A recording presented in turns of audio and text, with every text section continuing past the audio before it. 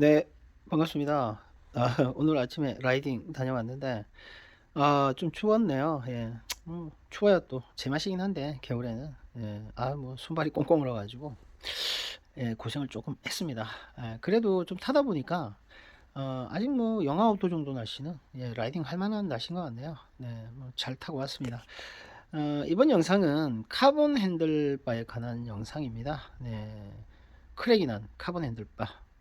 입니다. 지금 찍고 있는. 예, 보시면 예, 옆쪽에 이렇게 크랙이 나 있죠. 예.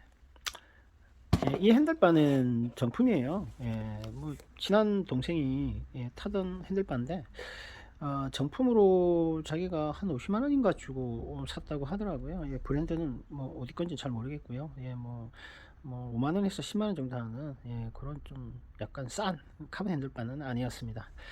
예, 뭐 이 동생하고 라이딩을 이제 가려고 출발을 하는데 갑자기 이 동생이 어 핸들바 요 결합되어 있는 변속 레버가 조금 느낌이 이상하다고 얘기를 하더라고요. 그래서 출발하다가 바로 턴을 해가지고 샵에 와서 한번 살펴봤더니 이렇게 크랙이 나 있었습니다.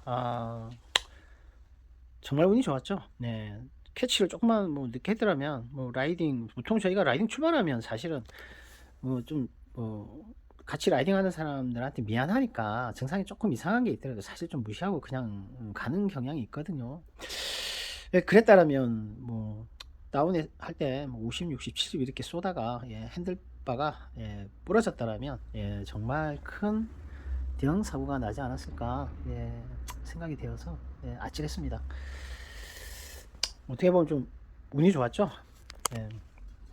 아니 뭐 사실은 5만 원에서 10만 원 하는 저가형 카본 핸들바라면 이렇게 크랙이 날 수도 있겠다 생각은 들지만 뭐 50만 원짜리 정품 카본 핸들바가 이렇게 쉽게 크랙이 날 수도 있는가 좀 뭐 의아스럽긴 하더라고요. 그래서 뭐 동생한테 한번 물어봤습니다. 뭐 낙차를 크게 한 적이 있느냐.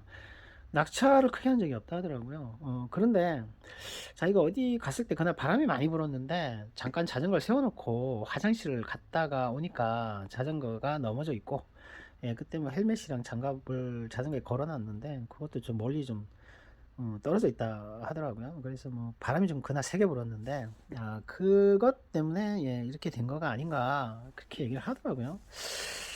그건 좀 우아스러웠죠 저는. 뭐 이렇게 비싼 카본 핸들바가 한 번 자전거가 넘어졌다고 이렇게 뭐 크랙이 날 수가 있을까 하고, 근데 뭐 그 외에는 자기가 넘어진 적이 없다 하니까 원인은 뭐 그거밖에 없겠죠. 그래서 제가 사실은 변속 레버 결합이 오버토크가 돼서 이렇게 된 건 아닌가 하고 확인을 좀 해봤는데 변속 레버 토크하고는 뭐 전혀 상관이 없더라고요. 뭐 조금 뭐 이해는 안 되는 부분은 있지만 이렇게 크랙이 날 수가 있으니까 다들 뭐 조금 이상하다 싶으시면 뭐 귀찮다 생각하지 마시고요. 꼭 한 번씩 확인을 좀 하시기 바랍니다. 이 조양 계통 특히 핸들바 쪽에는 조금만 이상해도요 그게 대형 사고로 이어지기 때문에 항시 점검을 하시는 게 굉장히 중요합니다. 특히 이 카본 핸들바 같은 경우에는 조임 토크 값이 카본 핸들바마다 좀 다르거든요. 각 뭐 회사마다 메이크마다 얼마 이상 쪼지 마라 그런 수치가 있어요.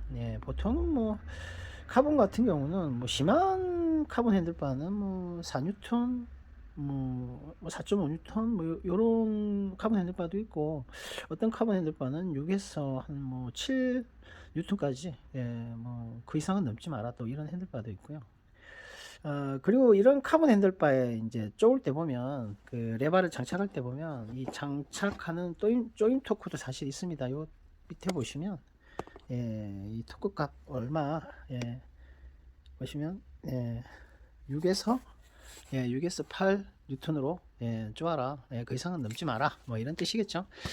보통 레버를 핸들바에 결합을 할 때 뭐 시마노 계통이나 뭐 스랭 계통이나 대동소이하죠. 네, 보통 토크 값이 저 정도 쪽으로 되어 있습니다. 레버 결합시 6에서 8 정도. 근데 저는 개인적으로 카본 핸들바 같은 경우에는 6에서 8은 좀 너무 강한 것 같고요. 아마 핸들바, 카본 핸들바 제조사에서는 그 정도 강도로 쪼는 거를 뭐 추천하지는 않을 것 같아요. 보통 5에서 한 6 정도만 해도 사실은 레버가 크게 움직이거나 하지 않습니다.